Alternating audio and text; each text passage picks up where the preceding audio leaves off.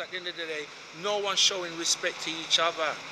Everyone wants to be Mr. Big, and it's not like that. You know, you just got to respect, no matter if you're black, white, Chinese, yellow, whatever, you got to respect each other.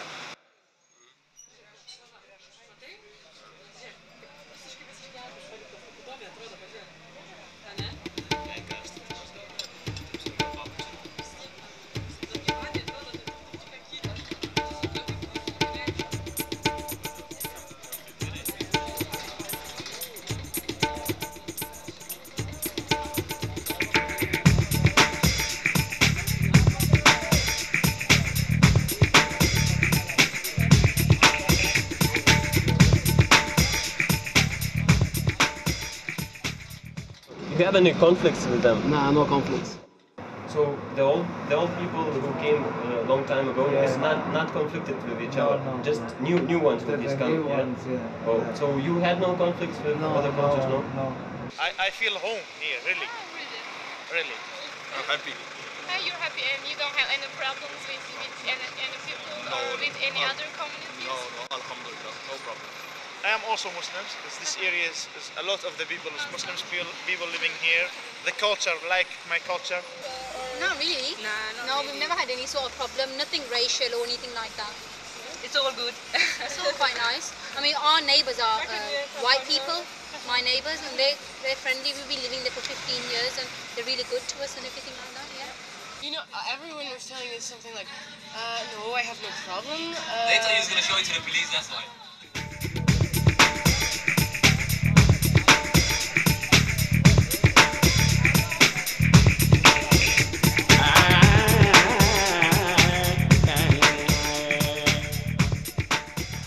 This area, which is Los Els, has a very vast, diverse community, predominantly Asian, South Asian, Pakistani. You have a strong presence of Bangladeshi community here as well, and you have a strong African Caribbean presence. You also have a minority white community as well. No, you know what, there used to be a lot of different communities, but in the past 10-15 years it's more like Pakistanis and a lot of Asian people now, you know, because of the shops especially. To have a lot of friends from different cultures or Different cultures, because you know, you get on with everybody. It's good because you get to see new people and taste lots of different food. Yeah, I think every community has their inhibitions and their issues.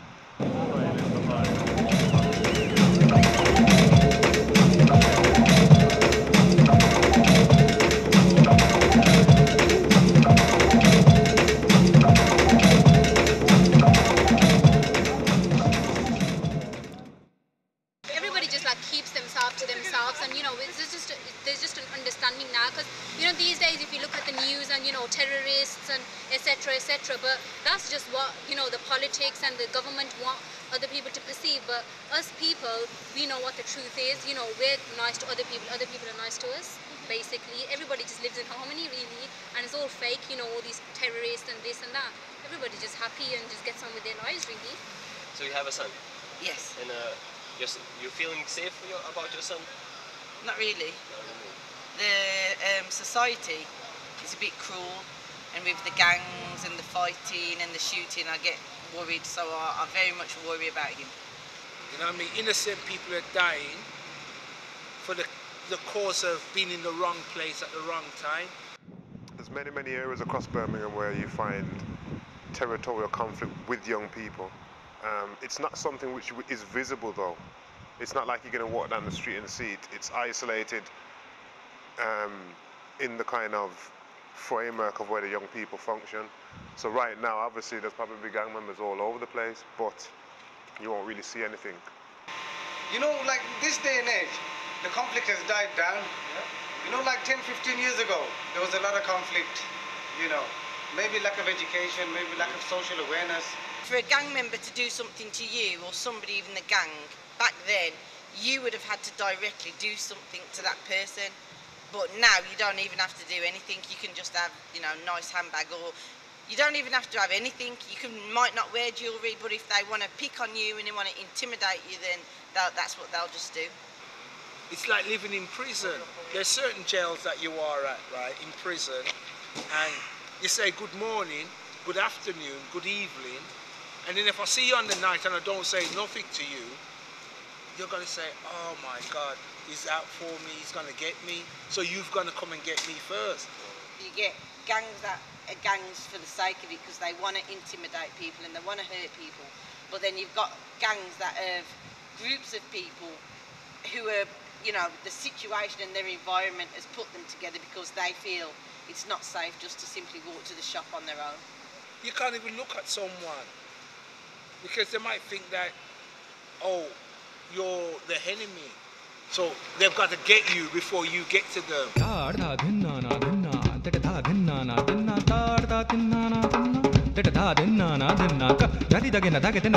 It's just like one night I was out drinking, and me and some friends went to a little dance, and just as I was entering the dance, I heard someone saying, oh, I'm going to shoot you, I'm going to shoot, move out my way. I didn't know what was happening, but I walked straight into a meeting, two friends that I knew, and I went over to the gunman and said, leave it, don't do it, it's not worth it. And one thing led to another where he started to argue with me, and then the next thing I knew, he turned the gun around and shot me instead. Where did he shoot you? In my hands, my two legs. I got shot 4 times. Whoa. The only reason why there was a conflict the other day with the Asian and the black community was because a girl was raped. And she was raped by a lot of men, you know, and she never had legal status in the country. She was in a shop stealing. The whole area is a risk because crossing over into somebody else's territory, you could be going to visit your nan, but it's still a risk. Then, because you come from this area, and I come from another area which is 2 miles away, if I see you in my area, I'm going to shoot you. Who's to say that you're not supposed to walk down the road? Basically, yeah, you have to look after your area, basically. They're basically saying, if you're from here, you represent down here. And I mean, in some areas, to be quite honest, it is better to be seen to be better, to be part of a gang, than to be not part of a gang. He has to live that life. He has to walk on his road. He has to live in the midst of his peers. It's him what's going to be intimidated.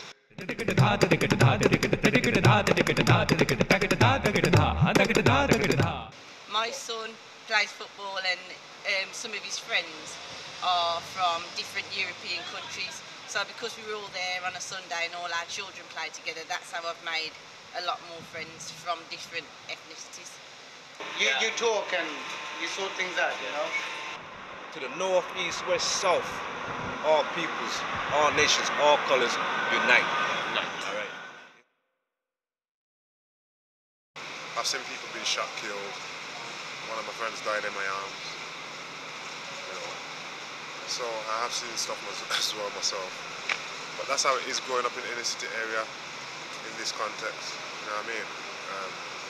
When I was younger, I myself got caught up in the gangs. And obviously, seeing and being in this area, you can't really avoid certain things. But I managed to, how can I put it, develop a program, an organisation which helps young people who are involved in that kind of lifestyle to help them not to be involved in it or to exit out of it. I find myself caught up in a world of illusion. Yeah. For a minute or two, I take myself out of this world of misery and blood. Yeah. It's how we lost, how we love. It's how we lost, how we love. It's how we lost, how we love. Never like a love, like a love, like a love, like a love. Never like a love. That time. Like a love, like a love, like a love, love. Yeah,